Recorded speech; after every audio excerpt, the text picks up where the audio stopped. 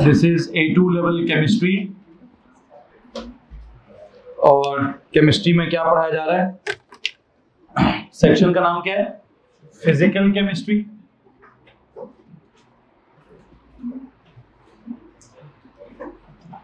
और physical chemistry में chapter का नाम क्या है?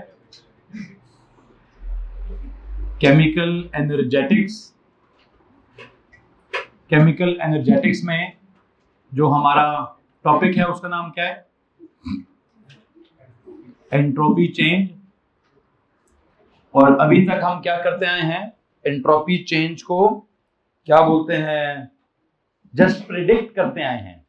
हमने अभी तक एंट्रोपी चेंज की प्रॉपर कैलकुलेशन नहीं की है। आई थिंक मैंने प्रिडिक्शन के लिए काफी सारे एग्जांपल्स करवा दिए हैं आपको मैंने ड्यूरिंग चेंज ऑफ स्टेट भी प्रिडिक्शन कराई है, ड्यूरिंग चेंज इन टेम्परेचर भी प्रिडिक्शन कराई है, ड्यूरिंग डिसॉल्विंग भी प्रिडिक्शन हुई है, during chemical reactions which involve a change in the number of gaseous molecules की भी प्रिडिक्शन करवाई है। If the number of gaseous molecules ज्यादा होते हैं तो क्या होगा? मतलब कहने का मतलब है if on the right hand side there are more moles of gases and on the left hand side there are less moles of gases, तो इसका मतलब ये है कि एंट्रोपी ऑन द प्रोडक्ट्स वाली साइड की वैल्यू विल बी ज्यादा than the entropy on the reactants वाली साइड की वैल्यू। तो उसका जब डिफरेंस लेंगे तो क्या होगा? अच्छा, इस बात में कोई कंफ्यूजन हुई है जकी को? मुझे उन्होंने भी कुछ पूछने की कोशिश की है, लेकिन if you please ask the question again.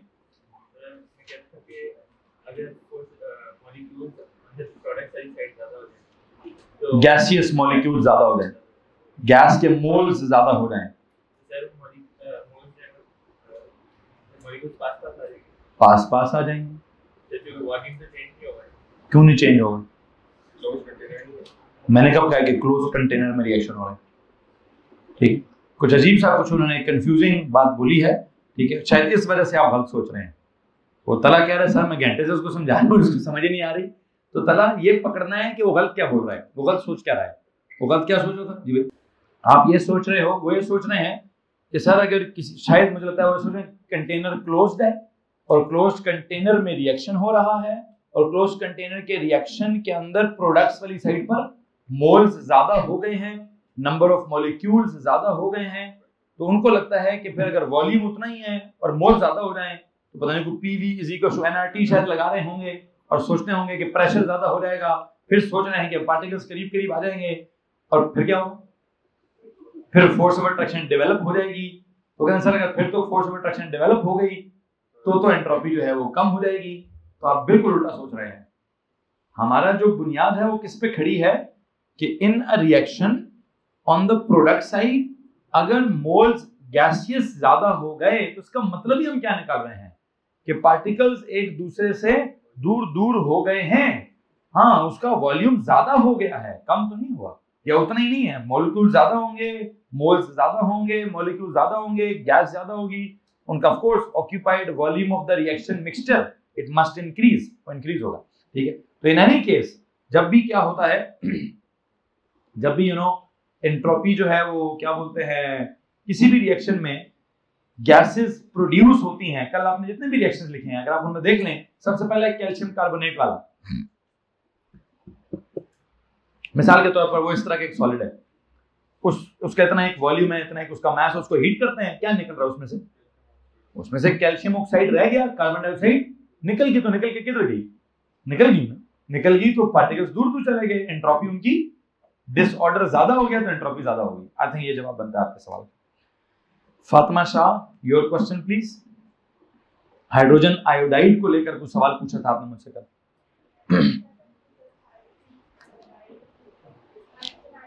वैसे मुझे 1.5 साल हो गया है आपको एक बात समझाते कि सवाल क्लास के दौरान पूछना है, फिर भी क्या करते हैं, क्लास खत्म होने का इंतजार करते हैं, ब्रेक पे जाते हैं, मैंने कोई खाना पीना होता है या कोई मुझसे पूछते हैं, ब्रेक में फजूल गप्पे मारा करें यार। मैं वहां अपने दिमाग को थोड़ा शिफ्ट करने के लिए ब्रेक पे जाता हूँ। ठीक है, क्लास के दौरान मैं चाहता हूँ मुझसे इल्मी बातें की जाए और क्लास के बाद मैं चाहता हूँ मुझसे कोई ऐसी बात की जाए जिससे मैं फ्रेश हूँ या रिफ्रेश होकर मैं अगली क्लास में कुछ पढ़ा सकूँ। ब्रेक में भी पढ़ाना है, क्लास में भी पढ़ाना है, दफ्तर में खाना खाते भी पढ़ाना है, तो मुसीबत हो जाती है। खैर बहरहाल मैं फिर भी आप अपनी आदत से कैरी कीजिएगा, मैं अपनी आदत को कैरी करूँगा। You had a question yesterday, please.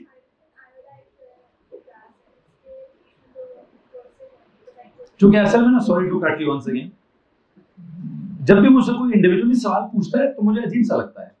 मुझे लगता है कि ये सवाल सिर्फ इस बच्चे का नहीं है, ये सवाल पूरी क्लास का होना चाहिए। इस सवाल का जवाब तक पहुंचने का हक सिर्फ इस इंडिविजुअल का नहीं है, इस जवाब तक पहुंचने का हक सबका है। तो प्लीज इसको थोड़ा सा ना, वो क्या कहते हैं, कर्टियस एक्ट कीजिए, सेल्फिश मत एक्ट कीजिए, अकेले अकेले सवाल मत पूछिए। क्लास में भरपूर क्लास में सवाल पूछिए, पूरी क्लास के दिमाग को अपने सवाल पर पहुंचाइए और पूरी क्लास को अपना उसका जो जवाब है उस तक उससे मुस्तफीद होने दीजिए। तो please, she had a question, hydrogen iodide क्या एक मॉलिक्यूल होता है, समथिंग लाइक दिस, वो दो अलग अलग गैसेस हैं, समथिंग लाइक दिस।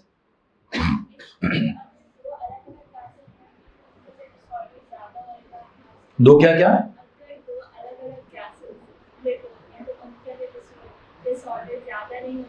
हाँ तो ज्यादा है।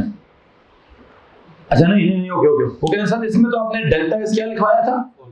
डेल्टा एस आपने क्या लिखवाया था? अप्रोक्सीमेटली 0 लिखवाया था। ओके, अब वही कहती हैं कि सर जी आपका सवाल वैलिड है इस सिचुएशन में। कैसे? कि अगर यहां एक मॉलिक्यूल हो और वहां 2 मॉलिक्यूल्स बन जाएं तो मैं आपके सवाल को एक्सेप्ट कर लूंगा। कि वो कहते हैं सर जी अगर पहले एक मॉलिक्यूल था, अब चूंकि अलग अलग होकर 2 मॉलिक्यूल्स बन गए हैं तो एंट्रोपी ज्यादा नहीं होनी चाहिए। हाँ मैं मान लेता हूं ज्यादा होनी चाहिए, लेकिन अगर उधर भी 2 मॉलिक्यूल्स हैं, इधर भी 2 मॉलिक्यूल्स हैं, अब क्या ख्याल है आपका? अब जो आप सोच रही हैं वो इस पे अप्लाई करें, जो आप सोच रही थी या जो आप बोल रही थी इसको देख के बोले, ऊंचा बोले। हाँ अब नहीं होगा, क्योंकि उन्होंने ये सोचा, उन्होंने कहा सर आपने रिएक्शन लिखवाया है हाइड्रोजन आयोडाइड का और क्या बना है H2 + I2, ठीक है, और आप कहते हैं कि इसका एंट्रोपी चेंज जो है वो 0 है। तो शी गोज लाइक कि सर मुझे लगता है कि वहां मॉलिक्यूल हाइड्रोजन आयोडाइड का है, मतलब मॉलिक्यूल हाइड्रोजन और आयोडीन जुड़े हुए हैं, यहां हाइड्रोजन और आयोडीन अलग अलग हो गए हैं। तो शी सेज कि मुझे लगता है कि क्या होगा कि सर ये एंट्रोपी क्या होनी चाहिए? ज्यादा होनी चाहिए, डेल्टा एस पॉजिटिव होना चाहिए। आपने इसका डेल्टा एस 0 क्यों लिखवाया हुआ है? अब मैं उसके 2 जवाब देना चाहता हूं, एक मैं कल वाला जवाब दूंगा और एक मैं आज वाला जवाब देना चाहता हूं। कल वाला जवाब ये था कि यहां गैसियस मॉलिक्यूल्स गिने कितने हैं? 2। यहां भी गैसियस मॉलिक्यूल्स गिने कितने हैं? 2 हैं। तो वो बात खत्म है जी। उधर भी 2 मॉलिक्यूल्स हैं, इधर भी 2 मॉलिक्यूल्स हैं, मतलब उधर भी 2 मोल्स हैं, इधर भी 2 मोल्स हैं। उधर भी नंबर ऑफ मॉलिक्यूल्स की तादाद 6.02 × 10⁻23 मल्टीप्लाई बाय 2 है। इधर भी मॉलिक्यूल्स की तादाद 6.02 × 10⁻23 मल्टीप्लाई बाय 2 है। तो मॉलिक्यूल्स जितने उधर हैं उतने ही इधर है। हाँ फर्क क्या है? उधर के मॉलिक्यूल्स का नाम है हाइड्रोजन आयोडाइड, इधर के मॉलिक्यूल्स का नाम है हाइड्रोजन मॉलिक्यूल्स। एंड अब आपकी जो स्टेटमेंट से मुझे ऐसा लगा कि शायद आप ये सोच रही हैं, हाँ आपकी स्टेटमेंट में एक सिचुएशन में मानने को तैयार हूं,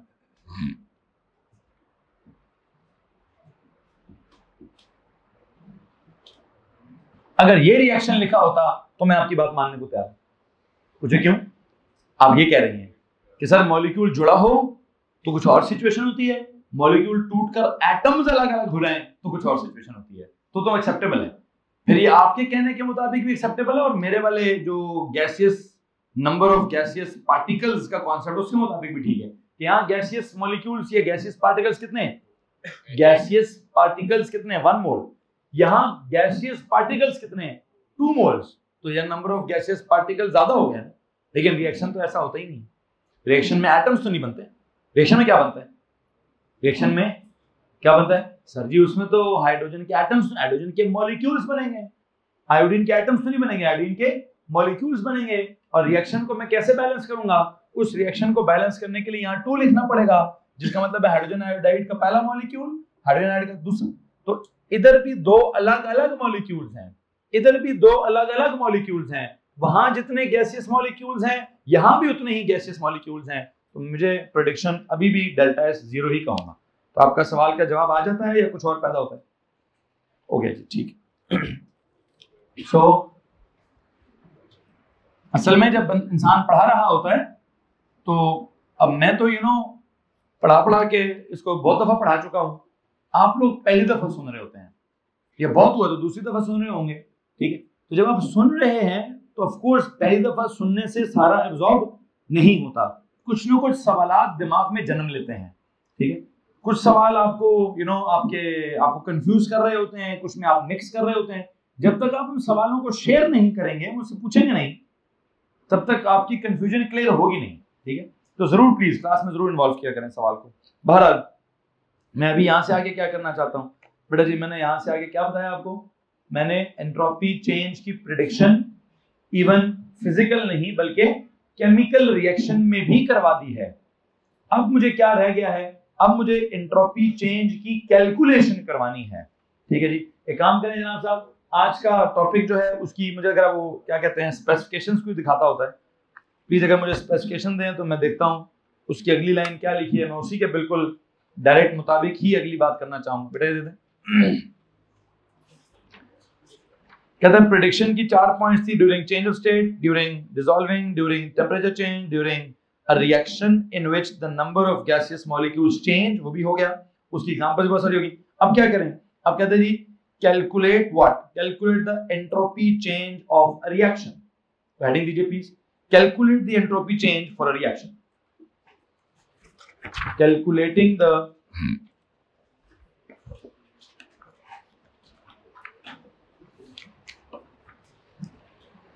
आज का टॉपिक क्या है, एंट्रोपी चेंज को हमने क्या करना है, कैलकुलेट करना है।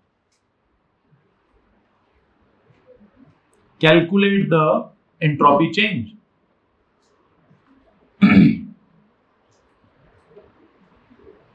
Of what, of a reaction. मुझे एक बात बताएं, ये एंट्रोपी चेंज का सिंबल आपको मालूम है? हमने पिछले टॉपिक्स में क्या पढ़ा है, enthalpy change of a reaction. क्या पढ़ा है जनाब, enthalpy change of, what is enthalpy change, delta H और नीचे सबस्क्रिप्ट में क्या आर। तो यहां क्या लिखूंगा मैं, entropy change of a reaction में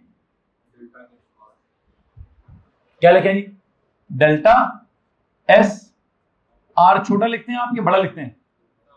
छोटा लिखते हैं, तो छोटा लिखते हैं, कोई बड़ा लिखना चाहता है तो बड़ा लिखते हैं। बस आर का मतलब क्या होगा, समथिंग लाइक दैट, रिएक्शन। तो वैसे डेल्टा एच आर लिख के ऊपर थीटा नहीं लिखते थे? थीटा क्यों लिखते थे? थीटा क्यों लिखते थे? स्टैंडर्ड एंट्रोपी चेंज, क्यों जी? तो कैलकुलेट द एंट्रोपी चेंज की बजाय लिखें क्या, calculate the standard entropy change of a reaction, calculate the standard entropy change of a reaction, calculate the standard entropy change of a reaction. ये standard का लफ्ज क्यों है सर? कोई स्टैंडर्ड कंडीशंस होंगी या जिन वैल्यूज का मैं इस्तेमाल करूंगा वो वैल्यूज स्टैंडर्ड होंगी। कौन सी वैल्यूज? और जो कुछ दिन पहले एक टेबल में लिखी थी हमने, रिमेंबर, एक टेबल में हमने कुछ वैल्यूज लिखी हुई हैं, वो वैल्यूज को क्या बोला था हमने, स्टैंडर्ड एंट्रोपी वैल्यूज। क्यों? क्योंकि वो स्टैंडर्ड कंडीशंस पर थी, उनको इस्तेमाल करके अगर मैं वो प्लस करूं या माइनस करूं तो जो एंट्रोपी चेंज निकलेगी वो कैसी होगी, वो स्टैंडर्ड एंट्रोपी चेंज होगी, ठीक है। तो standard entropy change of a reaction कैसे निकालना चाहिए सर जी? बिल्कुल सीधा सीधा तरीका है, स्टैंडर्ड एंट्रोपी वैल्यूज ऑफ क्या, of products minus standard entropy values of क्या, ऑफ रिएक्टेंट्स। किसी को मसला भाई इस बात से? एनीवन? और अगर आप कहते हैं नहीं सर ऐसा ना लिखें, वो सम क्या होता है, वो सम करके लिखें। आई थिंक इसके पीछे ना, एक सेकेंड, सम वाला निशान लगाएं जी, ऐसे लिखें, delta S theta R is equal to sum of entropy values of products minus the sum of entropy values of the reactants. जी भाई, किसी को मसला इस बात से? You remember delta sum of delta H F of products minus sum of delta H F of reactants. याद आ रहा है कि नहीं आ रहा है? तो बिल्कुल उसी तरह की कोई चीज है कि आप प्रोडक्ट्स वालों की एंट्रोपी और रिएक्टेंट्स वालों की एंट्रोपी को डिफरेंस कर लें तो आपके पास सीधा सीधा आपका जवाब आ जाएगा। इसमें अगर किसी को मसला है तो हाथ खड़ा करें। मुझे लगता है बिल्कुल आसान तरीन सिंपल तरीन बात है। I give you the standard entropy values. हाँ, ये जो एस थीटा है, क्या ये स्टैंडर्ड एंट्रोपी वैल्यू क्या होगा ये sir ji? It will be given in the question. ये जो एस थीटा है स्टैंडर्ड एंट्रोपी वैल्यू है, it will be given in the question. Okay, और जो कौन सी वैल्यूज हैं वो आपके पास एक टेबल गिवन है, उसी तरह का टेबल आपको पेपर में भी बना के दे देंगे। वो आप क्या करें, सिंपल निकालें, एंट्रोपी चेंज निकालें किसी रिएक्शन की बात करें जनाब। आई थिंक सबसे पहले हमें करनी चाहिए ये कैल्शियम कार्बोनेट का जो हमने कल भी पहले एग्जांपल लिखा है। मेरे पास टेबल में कैल्शियम कार्बोनेट की वैल्यू भी है, कैल्शियम ऑक्साइड की वैल्यू भी है और कार्बन डाइऑक्साइड की वैल्यू भी है। तो काम करें जी, निकालें। एग्जांपल नंबर 1 करें जी।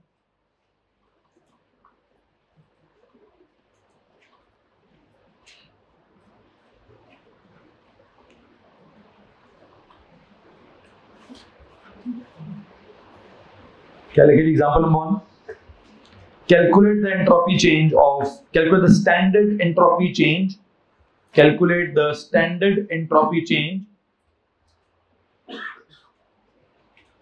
calculate the standard entropy change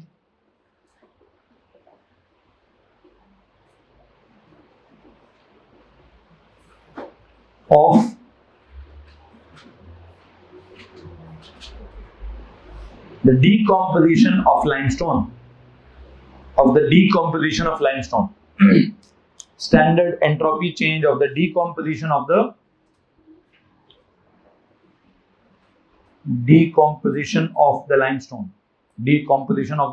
limestone। Okay ji, underline करें तो इसको decomposition of limestone, उसका रिएक्शन लिखेंगे। क्या रिएक्शन है भाई?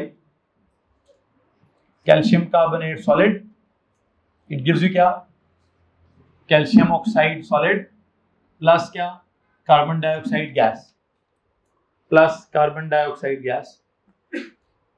आई थिंक बैलेंस्ड है, सीधा सीधा है, वैल्यूज आपके पास होंगी। करें जनाब साहब, मुझे बताएं इसकी क्या वैल्यू है, कैल्शियम कार्बोनेट की क्या वैल्यू है?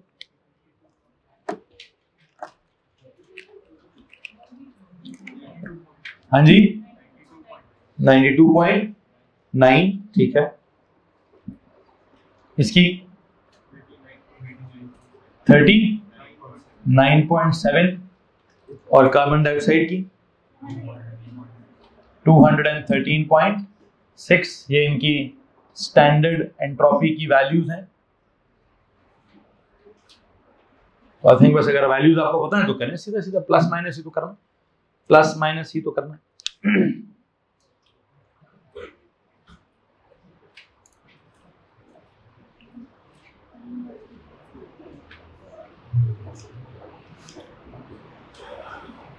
निकालें जनाब साहब इसका ये एंट्रोपी।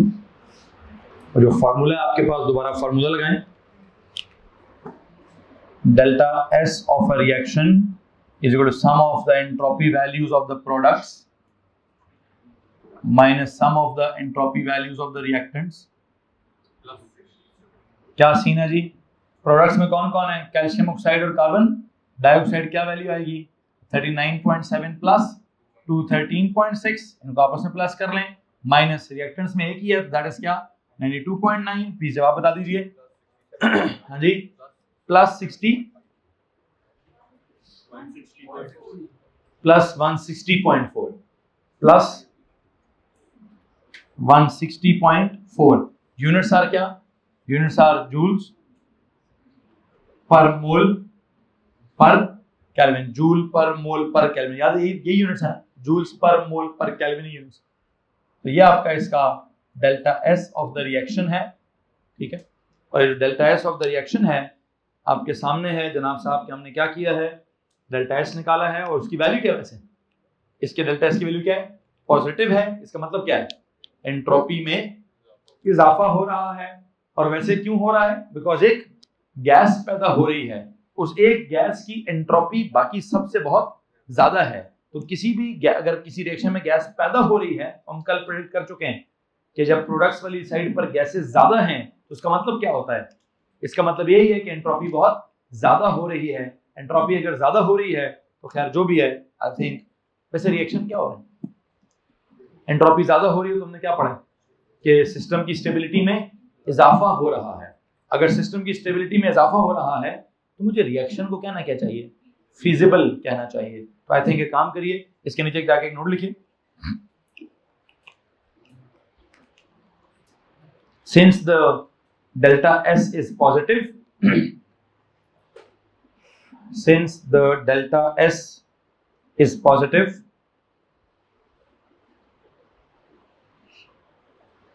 I dot E मतलब entropy is increasing,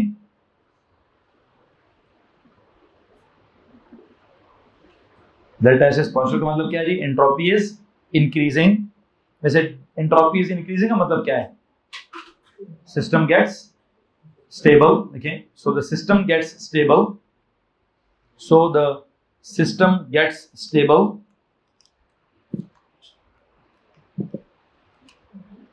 system gets stable, hence the reaction is said to be, hence the reaction is said to be feasible, hence the reaction is said to be feasible। अच्छा, अब एक मसला है जी, हाँ यही तो मसला है। ठीक है, फातिमा की आंखें भी कुछ सवाल पूछ रही हैं, फातिमा लफ्जों में सवाल बयान करो। हाँ बोलो, नहीं चलो, कम से कम आंखें ये तो कह रही थी कि सर ये समझ नहीं आ रहा। क्या समझ नहीं आ रहा? उस बच्चे ने कहा सर मुझे फीजिबल का मतलब समझ नहीं आ रहा। मुझे लगता है कि फातिमा सोचेंगे सर अगर ये फीजिबल है तो इसको करने के लिए हीट क्यों देनी पड़ती है। फीजिबल होता तो, फीजिबल का मतलब होता है पड़े पड़े हो जाएगा, मतलब आप बस हल्का सा उसको स्टार्ट करने के लिए कुछ एनर्जी दे दें, एक्टिवेशन वाली शायद देनी पड़ सकती होगी, बाकी एक दफा स्टार्ट हो गया तो खुद ब खुद ही क्या हो जाएगा। अब लेकिन मुसीबत है कि इसको थोड़ी सी हीट तो नहीं देनी, इसको तो काफी सारी हीट देनी है। ठीक है, अब हमें ये फीलिंग आती है, मतलब मुझे लगता है कि डीकॉम्पोजिशन ऑफ लाइमस्टोन जो है वो रूम टेम्परेचर पर फीजिबल नहीं है। मतलब डेल्टा एस की वैल्यू ने क्या बता दिया है, डेल्टा एस की वैल्यू पॉजिटिव है, तो मुझे तो यही सिखाया गया है कि अगर एंट्रोपी ज्यादा हुई तो उसका मतलब है स्टेबिलिटी ज्यादा होगी, स्टेबिलिटी अगर ज्यादा होगी तो रिएक्शन फीजिबल होगा, रिएक्शन अगर फीजिबल होगा तो रिएक्शन, एक लफ्ज होता है स्पॉन्टेनियस, क्या होगा लफ्ज सुनिए, reaction is feasible but I would say not spontaneous. हो सकता है रिएक्शन हो सकता है, लेकिन पड़े पड़े खुद ब खुद ऐसे ही नहीं होगा। तो अब यहाँ पे कोई नई टर्मिनोलॉजी हमने डेवलप करनी है। देखें डेल्टा एच के साथ क्या रिलेटेड कहानी है, डेल्टा एच के साथ एक कहानी है एक्सो एंडो वाली, डेल्टा एस के साथ क्या कहानी है, इसका देखिए फिजिबल नॉट फिजिबल वाली कहानी। अब फिजिबल रिएक्शन का एक मतलब डेवलप हो रहा है, वैसे तो फिलहाल इतना ही मतलब है कि डेल्टा एस जिसका पॉजिटिव वो फिजिबल है, ठीक है, लेकिन एक प्रॉब्लम ये आ रहा है सर अगर फिजिबल है तो उसको रूम टेम्परेचर पर हो जाना चाहिए, ये तो रूम टेम्परेचर पर नहीं होता। अगर ये रूम टेम्परेचर पर नहीं होता कब होता है सर, ये तो बहुत हाई टेम्परेचर पर होता है, इसका मतलब रूम टेम्परेचर पर ये फिजिबल नहीं है। ये क्या है सर, तो किसी बहुत हाई टेम्परेचर पर फिजिबल होगा। अब बजाय इसके कि मैं आपको हाई टेम्परेचर पर फिजिबल होगा ये समझाना स्टार्ट कर दूं, मुझे लगता है मुझे आपको एक एक्स्ट्रा बात बता देनी चाहिए जो स्पेसिफिकेशन ने लिखी है। जरा गौर से सुनिएगा, अगर किसी के पास स्पेसिफिकेशन है तो अगर आप देखें तो उसने ब्रैकेट में एक टर्म लिखी है, use of delta S is equal to delta S surrounding plus delta S system is not required. पहले बताया कि कुछ ऐसी कहानी होती है, क्या कहानी होती है कि डेल्टा एस सिस्टम, मतलब जो डेल्टा एस होता है टोटल, वो जस्ट डेल्टा एस सिस्टम नहीं होता, उसमें डेल्टा एस सराउंडिंग भी होता है। उन दोनों को आप ऐड करके ओवरऑल डेल्टा एस चेक करते होते हैं। मैंने तो सिर्फ कौन सा डेल्टा एस चेक किया, मैंने तो सिस्टम वाला डेल्टा एस चेक किया। एक और डेल्टा एस भी है, कौन सा वाला, सराउंडिंग्स वाला, उसको और इसको चेक करके क्या करूंगा तो ओवरऑल डेल्टा एस चेक करूंगा, वो पॉजिटिव हुआ तो मैं कहूंगा हो सकता है कि नहीं हो सकता। अब मुसीबत यह है इसने लिख क्या दिया है, इट इज नॉट रिक्वायर्ड। तो अब करूं क्या है जी, मैं भी फिर ऐसे ही करूंगा, मैं फिजिबल को समझाते समझाते कहूंगा जी वो फलानी चीज चाहिए, वो चीज चाहने उसको समझाने के लिए कहूंगा it is not required in the syllabus, तो it can go to help, है जी। तो एक काम करें, जैसे स्पेसिफिकेशन कह रही मैं वैसे चलता हूं। आप एक सवाल लिखें। अब ये आपने कहा ऊपर क्या, the reaction is said to be feasible, underline करें तो इसको लिखें, reaction is said to be feasible को अंडरलाइन करें। मैं यहां पे एक सवाल डेवलप करता हूं, ये एक फैक्ट डेवलप करता हूं, इसको अंडरलाइन करके एक फैक्ट लिखें, इसको अंडरलाइन करें, उसके नीचे एक फैक्ट लिखें। लेकिन डीकॉम्पोजिशन ऑफ कैल्शियम कार्बोनेट, एक फैक्ट लिखें नहीं क्या, कि the decomposition of calcium carbonate is not feasible.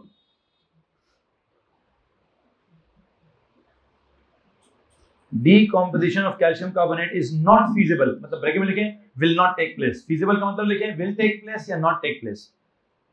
is not feasible को ब्रैकेट में क्या लिखें, will not take place।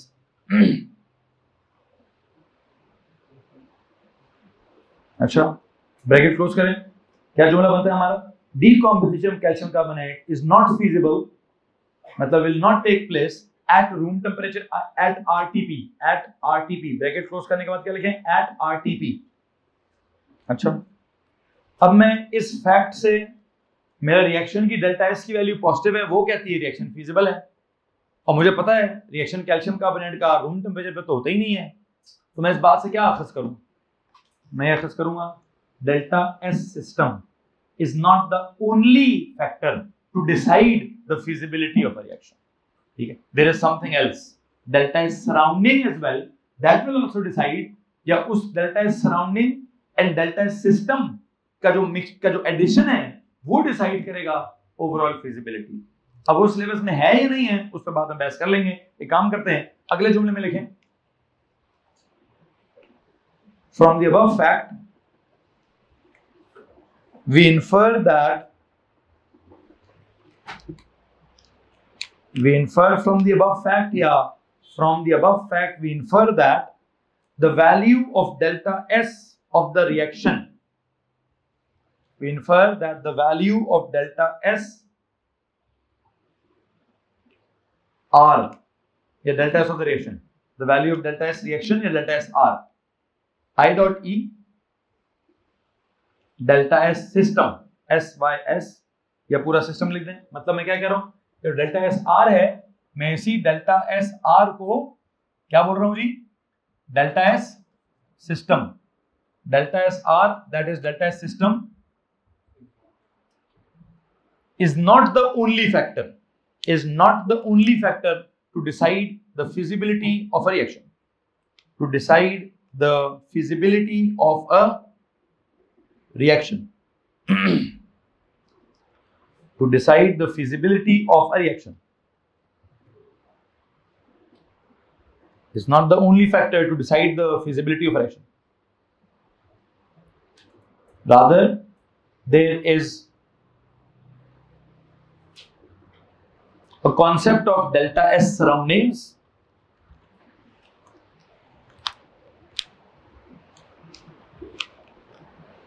Rather, there is a concept of delta S surroundings. Delta S नीचे सबस्क्रिप्ट में लिखें SURR। डेल्टा S के subscript में क्या लिखेंगे, जैसे यहाँ क्या लिखा था SYS, अब क्या लिखवा रहा हूँ delta S SURR surroundings. Rather, there is a concept of delta S surrounding that needs to be added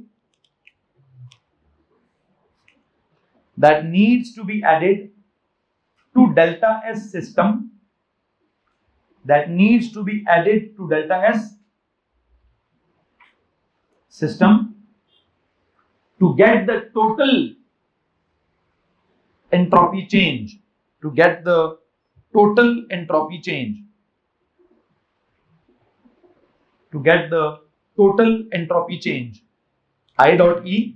अब क्या लिखें, डेल्टा S जो टोटल है वो किसके बराबर है, डेल्टा एस सिस्टम प्लस क्या, डेल्टा एस सराउंडिंग्स,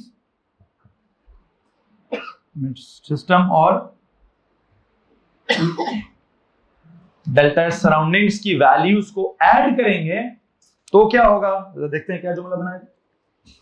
हमने कहा decomposition of calcium carbonate is not feasible, it will not take place at RTP, कहते हैं from the above fact we infer that the value of delta S R, जिसको आप कहते हैं delta S system, is not the only factor to decide the feasibility of a reaction, rather there is a concept of delta S surroundings that needs to be added to delta S system to get the total entropy change. That is this. that is के बाद ये लिख दीजिए, that is के बाद ये लिखिए, और ये लिखने के बाद क्या लिखें, डेल्टा S, बल्कि लिखें the sign of delta S total, ये लिखें जी, the sign of delta S total will decide, the sign of delta S total will decide क्या, the feasibility of the reaction will decide the feasibility of the reaction, will decide the feasibility of the reaction, will decide the feasibility of the reaction. But it is not the part of A2 level syllabus. But it is not the part of A2 level syllabus.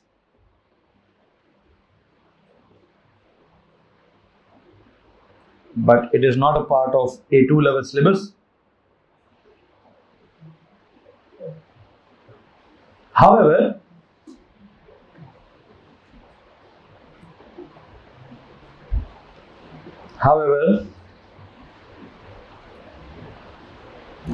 there is a new concept.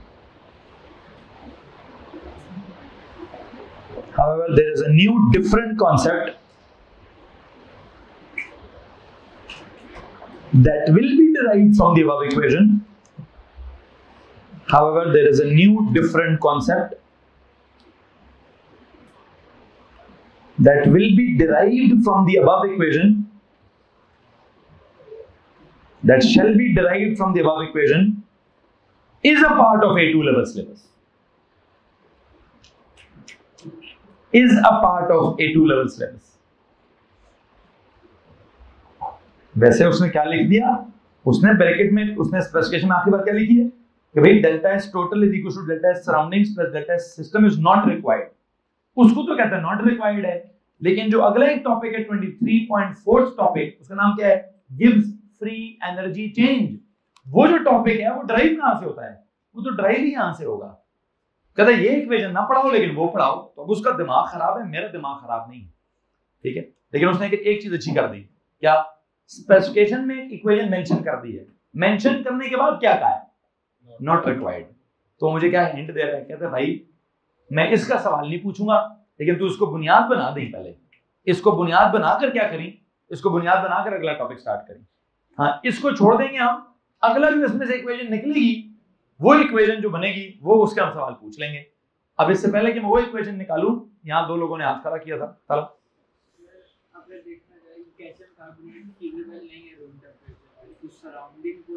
Surroundings का तो पता ही नहीं है आपको क्या होता क्या है. सराउंडिंग्स का तो मैंने टका भी नहीं पढ़ाया अभी तक आपको. डेल्टा एस सिस्टम कैसे निकालते हैं वो तो पता चल गया है, कैसे पता चल गया, प्रोडक्ट्स माइनस रिएक्टेंट्स करते हैं. डेल्टा एस सराउंडिंग्स का तो कुछ अभी बताया ही नहीं है, उसका सवाल कैसे पूछ सकते हैं आप. उसका कुछ बताऊंगा तो आप देख लीजिएगा क्या होता है. जी योर क्वेश्चन.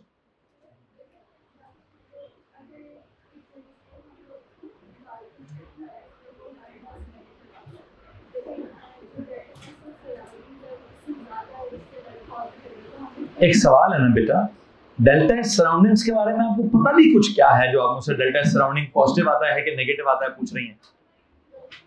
ऊंचा बोले. No, do not develop a situation जब तक आपको डेल्टा एस सराउंडिंग्स का मीनिंग ही नहीं पता. We have no idea at all so far कि ये है क्या, तो सिचुएशन कैसे डेवलप करूं. मैंने तो सिचुएशन का ही बेड़ा गर्क कर दी है क्या कि जनाब साहब मैंने पहले निकाला डेल्टा एस पॉजिटिव, तो सिर्फ इतना निकालने से पता चला कि डेल्टा एस पॉजिटिव है, तो हमने तो कहीं पढ़ा था एंट्रोपी का इजाफे से क्या होता है, स्टेबिलिटी में इजाफा होता है. स्टेबिलिटी में जब इजाफा होगा तो रिएक्शन को फीजिबल होना चाहिए, या उसको स्पॉन्टेनियस होना चाहिए, या उसको हो जाना चाहिए, उसको हीट की जरूरत नहीं होनी चाहिए. लेकिन मैं तो देखता हूं कि मैंने कहा हमने तो कैल्शियम कार्बोनेट को कभी भी खुद से डिकम्पोज होते हुए नहीं देखा, तो मैंने तो काम ही कहां से स्टार्ट कर दिया. मेरे तो पहली रिएक्शन में मसला आ गया. पहले रिएक्शन में क्या मसला आ गया है कि जनाब डेल्टा एस कहता है कि वो क्या रिएक्शन है, पॉजिटिव है, मतलब एंट्रोपी ज्यादा है, मतलब स्टेबल है, मतलब फिजिबल होगा, खुद हो जाना चाहिए. हकीकत जब मैं ऑब्जर्व करता हूं तो मैं बचपन से देखता हूं कोई भी पत्थर पड़े पड़े नहीं टूटता। ये कैल्शियम कार्बोनेट के पत्थर होते हैं ना, पत्थर कभी पड़े पड़े फिज करते हुए देखे नहीं। वो तो जब तक पता नहीं कुछ 4,000 तो बहुत ज्यादा, खैर 1,000 से ऊपर तक आप उसको हीट नहीं करेंगे तब तक मेरा नहीं ख्याल कि उसने अपने अंदर से कार्बन डाइऑक्साइड निकाल ली। तो मैंने कहा रिएक्शन तो फैक्चुअली तो फीजिबल नहीं है। तो फिर मैंने कहा यार मसला है, क्या मसला है कि मेरा एक कॉन्सेप्ट खराब है, खराब नहीं अधूरा है। कौन सा? कि एंट्रोपी चेंज के साथ मैंने फिजिबिलिटी लिंक की हुई है। सिर्फ एंट्रोपी चेंज के साथ ठीक है लिंक होती है, लेकिन कौन सा एंट्रोपी चेंज के साथ? Not just the entropy change of a reaction के साथ। Is not just the reaction that is involve, it is the reaction की surroundings which are also involve. कहते हैं सिस्टम की सिर्फ एंट्रोपी नहीं देखनी, सिस्टम जिस सराउंडिंग में होगा उस सराउंडिंग को भी देखना है कि उसकी एंट्रोपी चेंज कैसे होती है। अब फिर दोनों की एंट्रोपी चेंजेस को क्या करना है, ऐड करना है। उसका अगर ओवरऑल जवाब क्या आएगा, अगर ओवरऑल जवाब पॉजिटिव आता है फिर क्या देना रिएक्शन फीजिबल है। तो मुझे इस वक्त मैं आप दोनों के जुमलों से ये कह सकता हूं, मुझे इस वक्त लगता है कि अगर if I have no idea about delta surrounding, लेकिन इतना मैं आइडिया निकाल सकता हूं कि अगर मैंने अभी डेल्टा सराउंडिंग्स को किसी तरीके से कैलकुलेट किया तो उसका आंसर क्या होगा, नेगेटिव होगा। कितना नेगेटिव होगा? इतना नेगेटिव होगा कि इस मेरे पूरे आंसर को क्या कर देगा, नेगेटिव कर देगा। और मैं क्या कहूंगा, यार रिएक्शन का डेल्टा एस क्या आ गया, नेगेटिव आ गया है, तो नहीं होता रूम टेम्परेचर पर। ठीक है, हाँ। अब वो डेल्टा एस सराउंडिंग्स का आंसर नेगेटिव कैसे आएगा? जी जनाब साहब, इसको बताने में मुझे कोई प्रॉब्लम नहीं है, मैं इसको आपको बता देता हूं। वैसे तो मेरी स्पेसिफिकेशंस ने नहीं कहा कि अगर आप इस स्पेसिफिकेशन से अगली लाइन पे जाएं, वो कहता है स्टेट द गिब्स इक्वेशन। इसने तो लिखा कि डिराइव द गिब्स इक्वेशन, लेकिन मैं क्या करूंगा, मैं डिराइव करने की कोशिश करूंगा। ठीक है, बिकॉज मैंने कैसे नोट्स डेवलप किए हैं, मैंने लिखवाया आपको क्या, मैं कह रहा हूं कि जनाब साहब decomposition is not feasible, so the delta S system or the delta S reaction is not the only factor to decide the feasibility of a reaction.